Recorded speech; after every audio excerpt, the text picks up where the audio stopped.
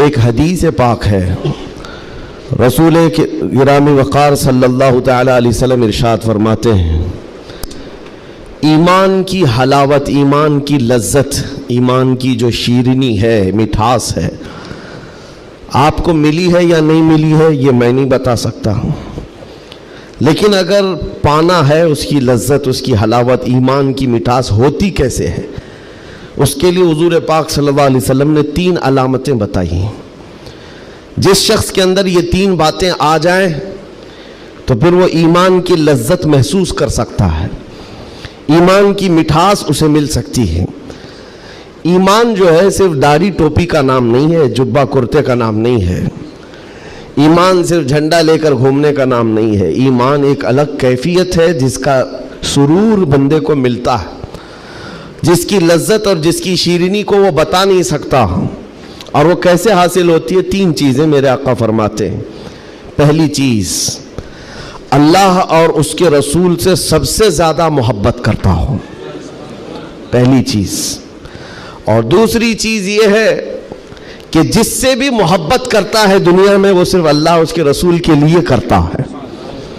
تیسری چیز ہے، کفر میں واپس لوٹنے کو اتنا سخت سمجھتا ہو جیسے آگ میں ہاتھ ڈالنے کو سخت سمجھتا ہو۔ آگ میں ہاتھ ڈالنا کسی کے لیے آسان ہوگا، لیکن کفر و شرک کی طرف جانے کو سخت ناپسند کرتا ہو۔ یہ 3 چیزیں اگر تمہارے اندر آ گئی تو ایمان کی لذت مل جائے گی، ایمان کی مٹھاس مل جائے گی۔ زندگی میں سب سے زیادہ پرائیورٹی کس چیز کو ہو؟ اللہ اور اس کے رسول کو۔ دوسری چیز، دنیا میں جس سے بھی تعلق بنے گا وہ صرف اللہ اور اس کے رسول کے لیے بنے گا۔ تیسری چیز، کفر کی طرف کبھی لوٹنا پسند ہرگز نہ کرے، بلکہ کفر کا نام سنتے ہی اس کے اندر ایسی ہیبت آ جائے کہ میں آگ میں ہاتھ ڈالنا تو پسند کروں گا لیکن کفر کی طرف ہرگز نہیں جا سکتا۔ یہ 3 چیزیں تمہارے اندر ہیں یا نہیں، آپ آبزرو کر لیں، خود آپ اس کا احتساب کر لیں کبھی بیٹھ کر کے کہ میں زندگی میں سب سے زیادہ کس سے محبت کرتا ہوں۔ اگر اللہ اس کے رسول سے سب سے زیادہ محبت کرتے ہو تو اس کا مطلب ہے کہ پہلی چیز تمہارے اندر آ گئی ہے۔ اور اپنے تعلقات کو دیکھ لو، جس سے بھی آپ کے تعلقات ہیں وہ اللہ اس کے رسول کی رضا کے لیے ہے تو دوسری چیز بھی تمہارے اندر ہے۔ اور تیسری چیز بہت امپورٹنٹ ہے جو اس زمانے کے لیے ہے، کفر کی طرف لوٹنا اتنا ناپسند کرتا ہو جتنا آگ میں جانا بھی ناپسند نہ کرتا ہو۔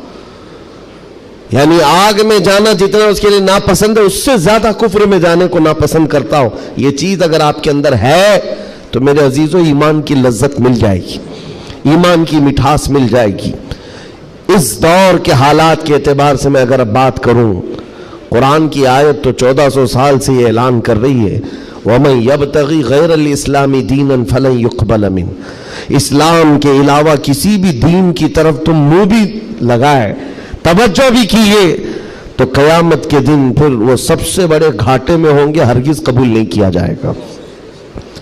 میں بات یہاں سے شروع کرتا ہوں کہ آج لوگوں نے اس کو ہلکے میں لینا شروع کر دیا، چاپلوسی کرتے کرتے، خوشامد دوسروں کی واہواہی حاصل کرنے کے لیے کبھی پوجا پاٹ میں بھی شریک ہو گئے، کبھی ان کی رضا حاصل کرنے کے لیے ان کی محفل میں بھی بیٹھ گئے، اللہ اور اس کے رسول کو چھوڑ دیا۔ تمہارے دین میں کمی کس بات کی ہے؟ کتوں کو راضی کرنے کے لیے شیر کبھی کتا نہیں بنتا۔ ایک بات یاد رکھو، رسول پاک صلی اللہ تعالیٰ علیہ وسلم کا جو سپاہی ہے وہ ہر گھڑی ہر میدان میں سپاہی ہے۔ اسے کس چیز کی کمی ہے؟